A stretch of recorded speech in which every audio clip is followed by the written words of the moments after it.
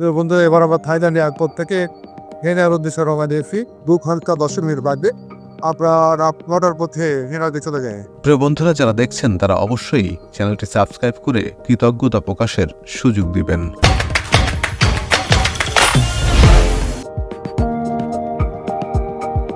এটা হচ্ছে Thailand international airport.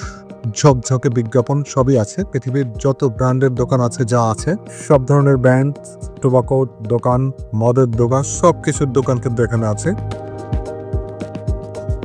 অনেক মানুষ যেটাকে টানাটানি কাটছে, সেই অজানার সবটা হচ্ছে এটাও ইনসেট হয়ে যাবে এই প্রতীক। এটাই থাইল্যান্ড।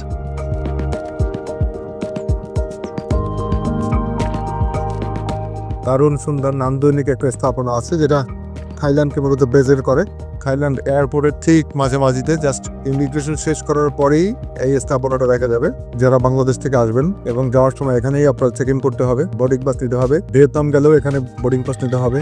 কাম্বোডিয়া যদি যান, তারপর হচ্ছে যদি আপনার লাওস যান, থাই এয়ারওয়েজে, তাহলে এখানে চেক ইন করতে হবে। থাইল্যান্ড হয়ে ভিয়েতনাম যেতে চান, তারা এই থাইয়ের এইচ যে কাউন্টারটা আছে, এইচে চলে আসবেন। এখান থেকে থাইল্যান্ডের সমস্ত বিমান ছাড়ে।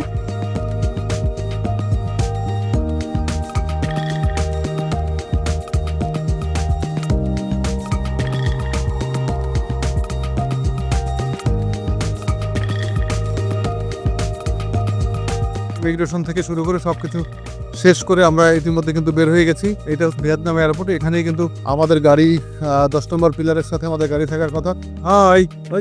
এই যে আমাদের জন্য আমাদের গাড়ি ওয়েট করছে। থাইল্যান্ড থেকে প্রায় 2 ঘন্টার জার্নিতে আমরা এখানে এসে পৌঁছেছি। এটা আইকনিক বিল্ডিং, ভিয়েতনামের আইকনিক বিল্ডিং। একটু পরে পরে সব ধরনের কালারটা চেঞ্জ হয়ে যাচ্ছে, অর্থাৎ আন্তর্জাতিক পর্যটক যেন আসে, মানুষ যেন নেমে এই দেশটাকে সুন্দর মনে করে, সুন্দর দেখে, সেজন্য কিন্তু এই বিল্ডিংগুলো লাইটিং করা।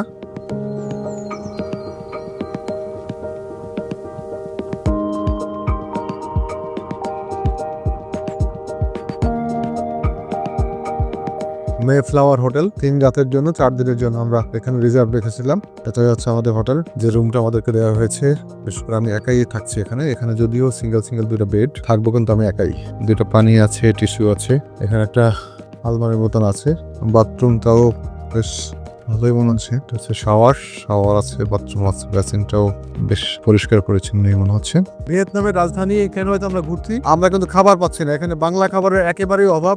হয়তো বাংলা খাবার নাই। অনেক পর্যটক এখন আছে, অনেক পর্যটক এখানে ঘুরে ঘুরে দেখছে, কিন্তু বাংলা খাবার, যে বাংলা ফুড, এই রাস্তায় আসলে খুব একটা আমরা দেখতে পাচ্ছি না। আমরা এখন সি ফুড খাচ্ছি। এটা হচ্ছে সি ফুডের দোকান। 4,10,000 টাকার খাবার অর্ডার দিলাম। মাত্র 6টা চিকেন আর একটু রাইস, 2 প্লেট রাইস। 6টা চিকেন আর 2 প্লেট রাইসে আমরা 4,10,000 টাকার খাবার অর্ডার দিলাম। এখানে শামুক আছে, ঝিনুক আছে, সি ফুড ছাড়া কোনো কিছুই নাই। হ্যালো প্রিয় বন্ধুরা, ইতিমধ্যে আমরা আমাদের যে খাবার 4,10,000 টাকার যে খাবার, এটা হচ্ছে একটা চিংড়ির দাম 35,000 টাকা। এই 1 প্লেট রাইসের দাম হচ্ছে 1 লাখ টাকা। এই 1 প্লেট রাইসের দাম হচ্ছে আর 1 লাখ টাকা। মোটামুটি 4,10,000 টাকার খাবার হচ্ছে এটা। আর এই যে কিছু গরু ছাগলের খাবার আছে, সেটাও আমাদেরকে দিচ্ছে। তবে কিছু লেবু আছে, শশা আছে। এই শশা আর লেবুটা হচ্ছে আমাদের পরিচিত। আর এই যে গরু ছাগলের খাবার হচ্ছে এইটা, আর আমাদের চিংড়ি টিংড়ি এইগুলো। 4,10,000 টাকার খাবার খাবো আজকে রাতে। এতক্ষণ সাথে থাকার জন্য ধন্যবাদ।